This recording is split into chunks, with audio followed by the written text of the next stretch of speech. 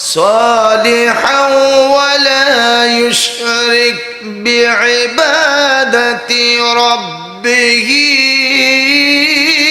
أحدا। তোমাদের মধ্যে যে আল্লাহর সাক্ষাৎ লাভ করতে চায়, সহজ বাংলা, আল্লাহরে দেখতে চাও, আল্লাহর লগে দেয়া করতে চাও, এমন ভাবে ইবাদত করিবা আল্লাহর লগে অন্য কারো করে শরীক বানাইও না। কেমন? আল্লাহর সাথে শরীক করো না, বাস মরে যাইবা, জান্নাতে যাইবা, আল্লাহকে দেখতে থাকবা। আকাশের মধ্যে যদি চাঁদ উঠে, আমাদের দেশে পূর্ণিমা সৌদি আরবের একদিন পরে হয়, তো সৌদি আরবে যেদিন পূর্ণিমার রাত, আমাদের পূর্ণিমার আগের রাত। ধরেন সৌদি আরবে চাঁদ মাথার উপরে উঠছে, আমাদের চাঁদ মাথার থেকে একটু নিচে রয়ে গেছে, চাঁদ তো উঠেছে মাথার উপরে। ঠিক সৌদি আরব ঘর থেকে বের হলে যেরকম চাঁদটা দেখতে পাবে, আমাদের বাংলাদেশ থেকে বের হলেও চাঁদটা দেখতে পাবে। কথা কন ঠিক না ঠিক? আমার ভাইয়েরা, চাঁদ যেরকম ঘর থেকে বের হওয়ার পর স্পষ্ট সৌদি থেকে দেখা যাবে, ভারত থেকে দেখা যাবে, পাকিস্তান থেকে দেখা যাবে, বাংলাদেশ থেকে দেখা যাবে, শ্রীলঙ্কা, মালয়েশিয়া, সিঙ্গাপুর, এই একসাথে এই দেশগুলো থেকে হয়তো একটু আগে পরে দেখা যাবে। ঠিক যারা জান্নাতে যাবে, দরজা খুলবে, জানালা খুলবে, ডাইরেক্ট রব্বুল আলামিনকে দেখতে পাবে। তাহলে সেই জান্নাতে কি আমরা যাব? তাহলে শিরক মুক্ত ইবাদত করতে হবে। বিতাড়িত মারদুদ শয়তানের ওয়াসওয়াসা থেকে মহান আল্লাহর কাছে পানা চাই। পরম করুণাময় দয়ালু মেহেরবান আল্লাহর নামে শুরু করছি। আল্লাহ পাক রব্বুল আলামিন বলছেন, ইন্নাল্লাহা ইউদখিলুল্লাযীনা আমানু ওয়া আমিলুস সালিহাত। ইন্না নিশ্চয় আল্লাহ, নিশ্চয় আল্লাহ পাক রব্বুল আলামিন আদখালা ইউদখিলু, ওলামা ইকরাম যারা আছেন ওনারা বুঝবেন, দাখালা ইয়াদখুলু বাবে নাসারা যদি হয় তাহলে হবে নাসারা ইয়ানসুরু ইয়াদখুলু, প্রবেশ করবে। আর যদি বাবে ইফআল থেকে নেওয়া হয় আদখালা ইউদখিলু, তাহলে প্রবেশ করবে না, প্রবেশ করাবে। প্রবেশ করাবে, আমি প্রবেশ করব না, আমাকে আরেকজনে প্রবেশ করাবে। সুবহানাল্লাহ কন। ইন্নাল্লাহা ইউদখিলু, নিশ্চয় আল্লাহ পাক রব্বুল আলামিন প্রবেশ করাবেন। আলহামদুলিল্লাহ বলেন। নিশ্চয় আল্লাহ পাক রব্বুল আলামিন প্রবেশ করাবেন। এখন কাকে প্রবেশ করাবেন? আল্লাযীনা আমানু, যারা ঈমান এনেছে। এক নাম্বার, যারা ঈমান এনেছে।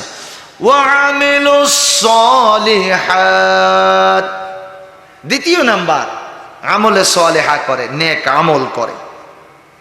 কোথায় প্রবেশ করাবে?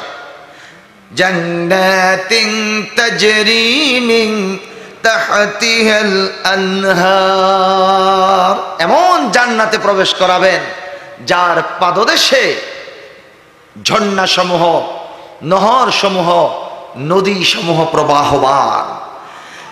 সেগুলো কোন নদী?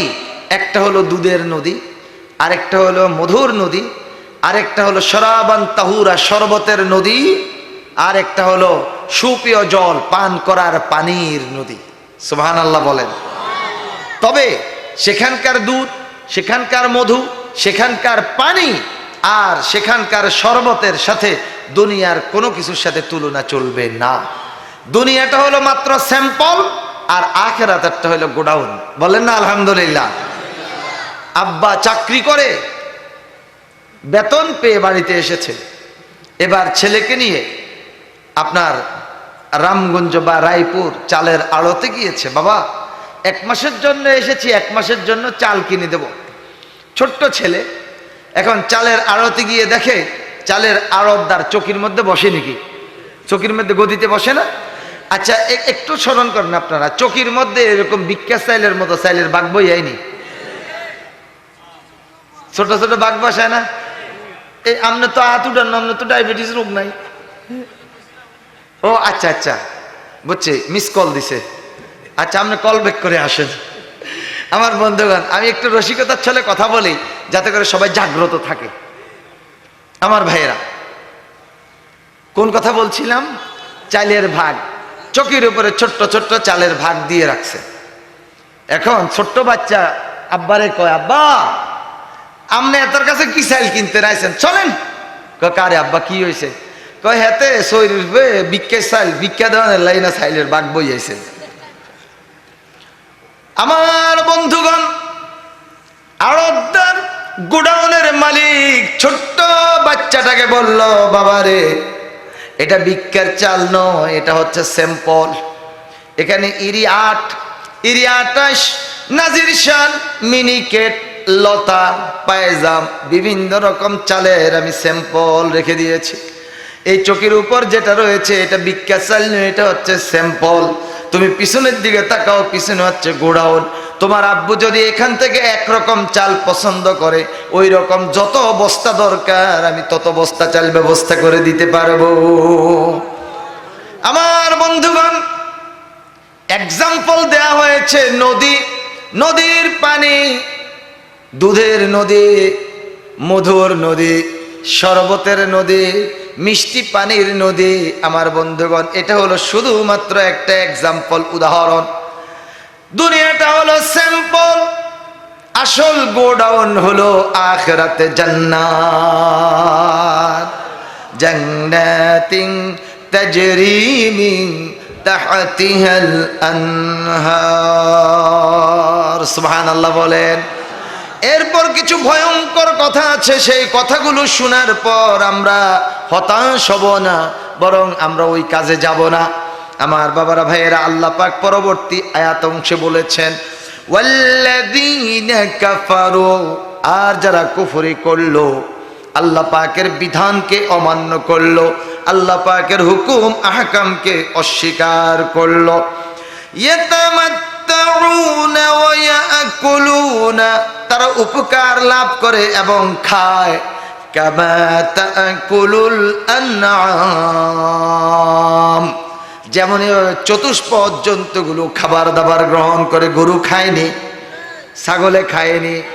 আমার বন্ধুগণ, যেইভাবে চতুষ্পদ জন্তুগুলো খায়, ঠিক তারাও সেইভাবে খাবার গ্রহণ করে।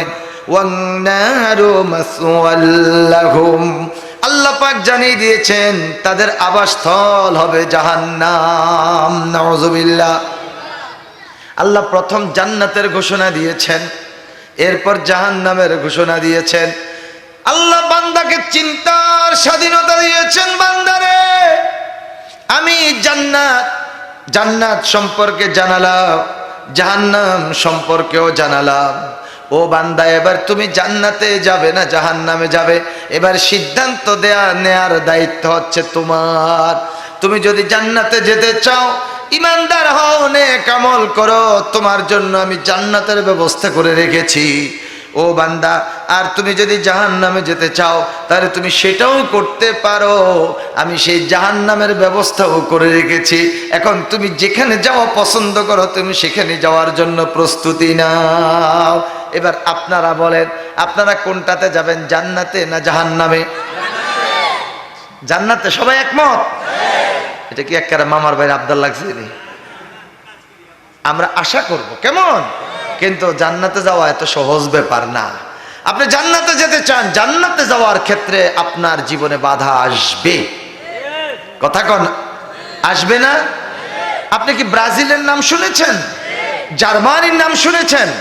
আচ্ছা, জার্মান এবং ব্রাজিল বিশ্বকাপ ফুটবল খেলা যখন চলে, জার্মান আর ব্রাজিল যদি উভয় পক্ষ একসাথে মাঠে বল নিয়ে নামে, আমাদের এক গ্রুপ থাকবে জার্মানের পক্ষে, আরেক গ্রুপ থাকবে ব্রাজিলের পক্ষে।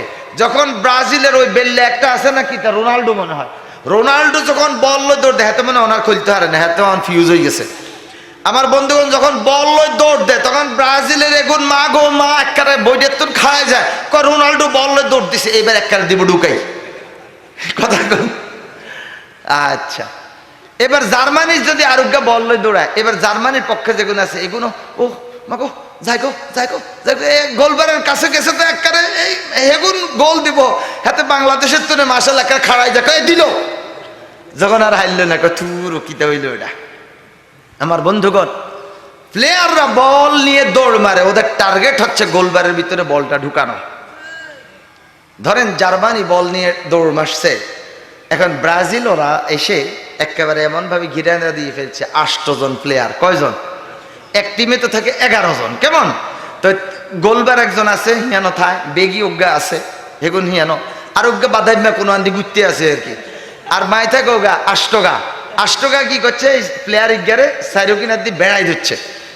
অন ইজ্ঞা আর কোনো মই যাইতো হারে না। জার্মানি প্লেয়ারকে কোন জায়গার? ব্রাজিলের। কেন কোনো মই যাইতো হারে না।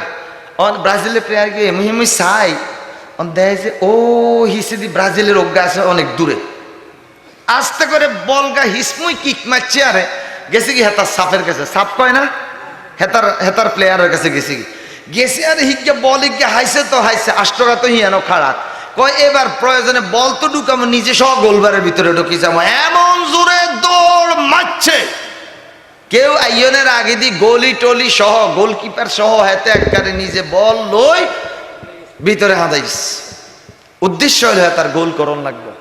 কথা কন ঠিক নেবে ঠিক? আমার বন্ধুগণ, আমরা যারা জান্নাতে যেতে চাই যত বাধাই আসুক সব বাধা মারিয়ে সব বাধা ডিঙ্গিয়ে আমাদের টার্গেট আমরা যাব জান্নাতে। আমরা কোথায় যাব? আমার বন্ধুগণ, সেই জান্নাতে যদি আমরা যেতে চাই, আমরা যদি জান্নাতের কাজ করতে চাই, তাহলে আমাদের উপর হামলা আসবে, আমাদের উপর মামলা আসবে, আমাদেরকে রাতের অন্ধকারে ধরে দিয়ে সুপারি বাগানের মধ্যে গুলি করেও ফেলে দিতে পারে।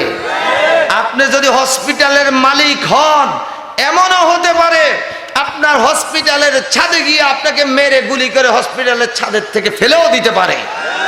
এরকম ঘটনা বাংলাদেশে ঘটছে কিনা? বেশি দূরে না, আপনাকে লক্ষ্মীপুরে ঘটছে। কথা কোন ঠিক নেবে ঠিক? যেই জালেম এই কাজ করেছে সেই জালেম নিজেই, সে র্যাবের সদস্য ছিল, একজন মেজর ছিল, বর্তমানে সে নিজেই হত্যা মামলার মধ্যে পড়ে এখন জেলখানার মধ্যে পৌঁছতেছে। আল্লাহর বিচার আল্লাহ করেছে। কথা কোন ঠিক নেবে ঠিক? তাই হামলা আসবে, মামলা আসবে, জীবনও চলে যেতে পারে, তারপরও আমরা আল্লাহর কালাম কোরআনকে ছাড়বো না। যাদের হৃদয়ে আছে আল্লাহর ভয়, তারা কবু পথ ভুলে যায় না। আল্লাহর প্রেম ছাড়া এই দুনিয়ায় কারো কাছে কোনো কিছু চায় না। রাতের আধারে যারা সেজদাতে